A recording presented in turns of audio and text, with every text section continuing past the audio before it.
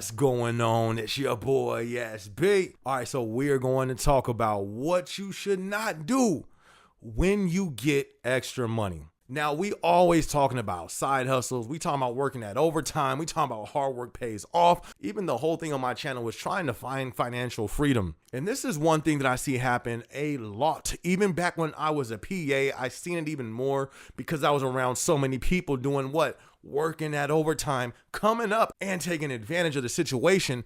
But this was a trap I seen a lot of people get caught in, especially when they started making more money than they usually would. Working the overtime during peak season, taking VET, or people getting a second job. Now, all of a sudden, that money goes up for the month. People may used to be getting whatever it may be, but having that extra $1,000 come in a month makes a big difference.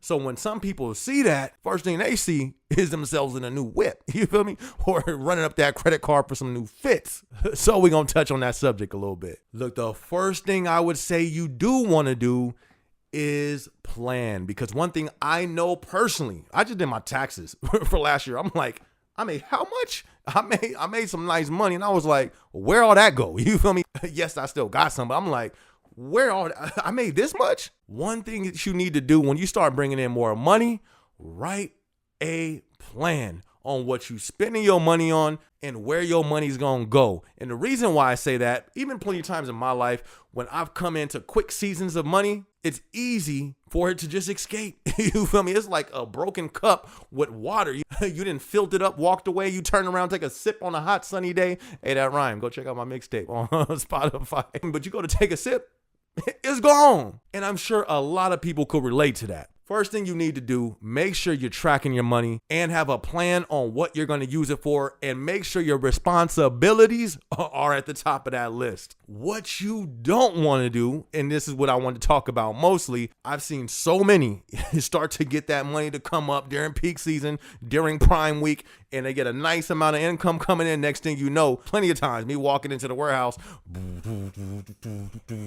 you hear somebody, I'm looking, who's trying to show out? I give them a glance, what I mean? Because sometimes people want to be seen. You ain't getting my attention because you want it. But there was a few times where I gave it a glance like, man, let me see who this is. Is that Stower on pack, on Stow Station 222? You feel me? Why is he pulling up in a brand new Charger? You feel me? And then go inside the building, and the next thing you know, they coming to me, let me know about their new car. Listen, I've seen so many people go get brand new cars. If it's needed, if you need a new car, you need a new car. But you may want to sit with counselors, your parents, your cousins, uncles, somebody to make sure you're making the best responsible decision. I've seen so many people go and spend, especially on a car, because yes, everybody wants a nice car. They want that new, they want that thump in there. And I've seen so many people lose it because that income don't stay the same. You got to buy you a new car, bet, go get you a new car, but be responsible and be aware of how much you're spending. And that's one of the traps that I see the most. The income goes up, people add on new bills, new credit, new debt, and then this is the thing, then they have to keep working that amount. So if you got your money to come up because you was doing 60 hours a week and now you got money flowing in, you like, okay, my monthly is leveling up. Bet, you feel me? I gotta go. That new whip, I gotta get it. Whatever you're trying to get. The catch is you go buy a new car or you run up your credit. The catch is now you have to stay making that much to maintain it. And it sounds easy, but when you have to do 60 hours, 50 hours every single week to maintain a lifestyle that you've now set yourself in, trapped yourself in, I've seen that happen and I've seen that go bad so many times. We finna go into tax season. Y'all know what happened during tax season. Everybody got a new whip. You feel me? People got new this, new that, new hair. They didn't, grew. Everybody just start blowing money. Listen, said when you get your money or you working your overtime, write down what you need to spend. Be responsible with your money, especially when you're working all those overtime hours, because then at that point it changes because you were working so many hours to get the finances because you wanted to. But then it changes to now you have to work all those overtime hours because you have to. And ooh, do them days get long when you have to work them hours. Trust me, I'm telling you. And when you're actually coming into that extra money, you want to make sure you're taking care of your responsibilities. That's why I always talk about paying off your debt. Pay off your debt before you start going into more debt. I've seen a lot of people get into debt and it mess their credit up. You need your credit for everything. You want that new car, you're going to get the best and a better deal with better credit. You want a house, don't even think about asking if you qualify if your credit ain't bad. You can be like, hey, do I qualify for a home? What's your credit?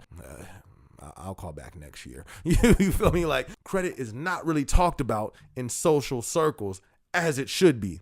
You can go around certain friends. Actually, I've never heard credit talked about in Amazon. All the little groups I didn't walk past when I went to go coach over here on the first floor, second floor, third floor, fourth floor, inbound pack, doc, all these places I've been, I've never come across workers talking about credit. Even with friends throughout life, I don't really remember having too many conversations about credit. I remember conversations about everything else, but this is one reason when you get the extra money, you want to be responsible with it, especially to make sure that's taken care of. And that's why you really got to be careful when it comes to you bringing in so much money with overtime. That's something I dealt with. When I got the house and qualified for the house, I was working a lot of overtime.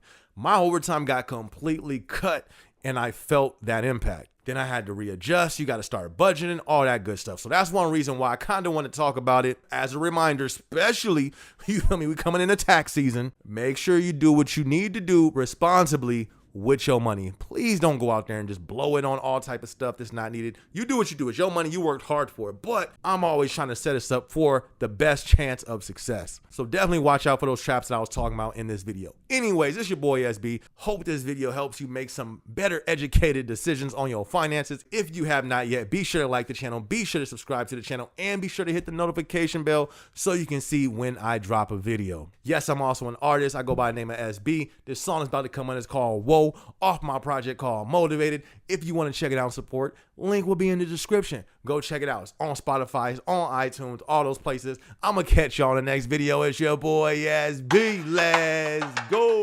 Look, they say I couldn't do it, but I did. Turn stacks to a crib. Yeah, going up, going in. Let them sleep, bedtime, tuck them in. If I'm alive, I'ma live. Mama said if you gon' do it big. Yeah, motivated till the end. Never break, never bend. Finna have them like, whoa.